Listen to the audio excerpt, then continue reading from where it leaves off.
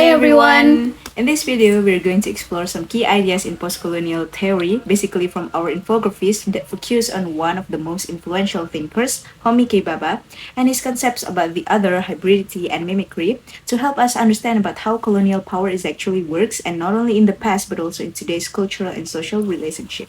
And now we are going to apply the theory into the literary works entitled Dead Man's Path by Chinua Achebe. Alright, so we're going to the first section of this infography, which is we're going to talk about the postcolonialism. So postcolonialism is a field that studies how colonialism shaped identity, culture, and power. Before Bhabha, scholars like Edward Said looked at how the West created stereotypes about the East to maintain domination. Said called this as Orientalism, a system of image and narratives that made the colonized world seem exotic, backward, and inferior. For Bhabha, these in-between spaces are crucial because identity is not fixed, but mixed, negotiated, and constantly shifting. The first key concept that we're going to talk about is the other. So Bhabha explains that colonial power constructs the colonized as the other, or a figure defined by difference, deficiency, or exoticism. So this process is essential for colonial control, but because by insisting that the colonized people were different, colonizers justified their domination. The colonized didn't fit into the colonizer's image of what is normal, and this difference became a tool of dehumanization. Bhabha emphasized that this otherness is a stereotype produced to maintain power, and once we recognize that it is constructed, we know that it's also unstable. The second one is hybridity. Hybridity refers to the cultural mixing that naturally happens in colonial contexts. So when cultures meet through language, education, or interaction, they don't stay pure or separated. Instead, they blend into identities that are not fully colonizer and not fully colonized.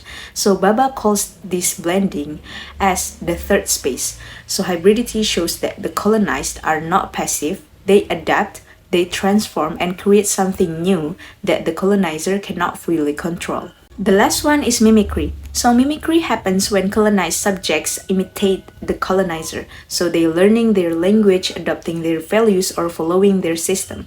On the surface, this seems like obedience or cultural assimilation because the colonized copy the colonizer, but never in the perfect way. So the imitation will expose the artificial power of the colonizer. Now, let's take a look at the timeline of the major thinkers in postcolonial theory. This timeline shows the ideas in postcolonial studies has developed across different decades, starting from the late 1970s all the way into the 20s. So we're going to begin in 1978 with Edward Said, whose book Orientalism is often considered as the foundation of the postcolonial studies. So Said argued that the West started stereotypical images of the East, portraying it as exotic, irrational, and uncivilized and backward. So his work set the base for how we understand Western power and representation. Moving down to the next timeline, we can see Gayatri Spivak. She is best known for raising the question, can the subaltern speak?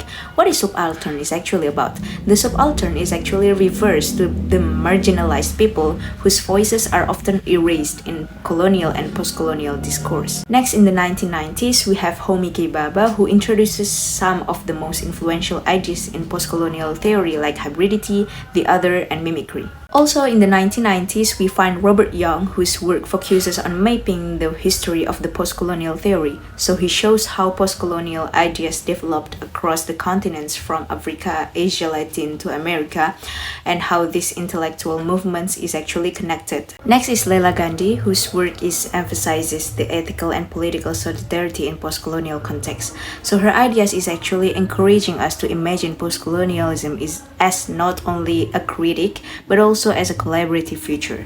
Finally, moving into the 20s, we have Achebe Mbembe, known for the concept of the necropolitics, the politics of who gets to live and who is left to die.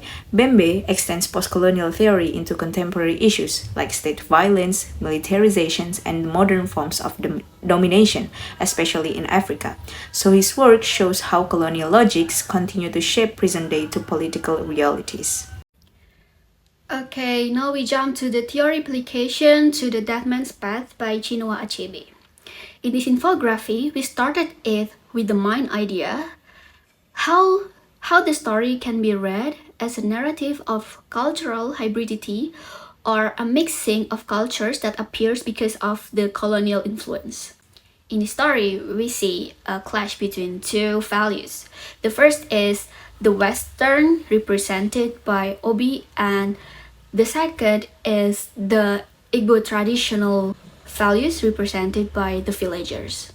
The conflict began when Obi closed the sacred footpath without negotiation and without understanding the original tradition in the first place. According to the first article, Sumro 2024 explained that this conflict happens because of a cultural struggle. Obi focuses on making the school look modern, clean, and civilized based on Western standards.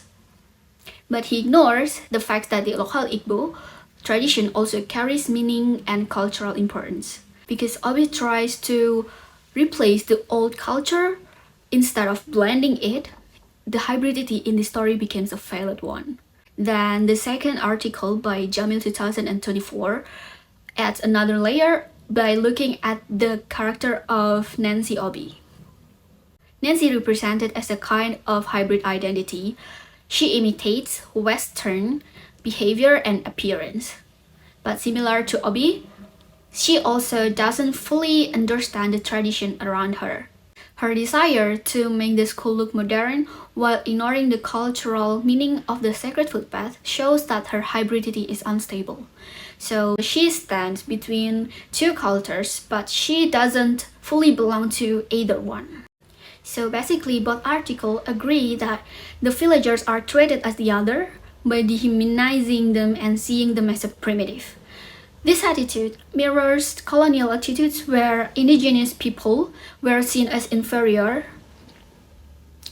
And both articles agree that hybridity as the main issue, showing their agreement that Dead Man's Path show a clash between Western modernity and Igbo tradition, as they both highlight hybridity as the main issue. And that's all what we can explain about this infography. And I hope our infography is informative enough for you to help you learn about postcolonialism. See ya! Thank you.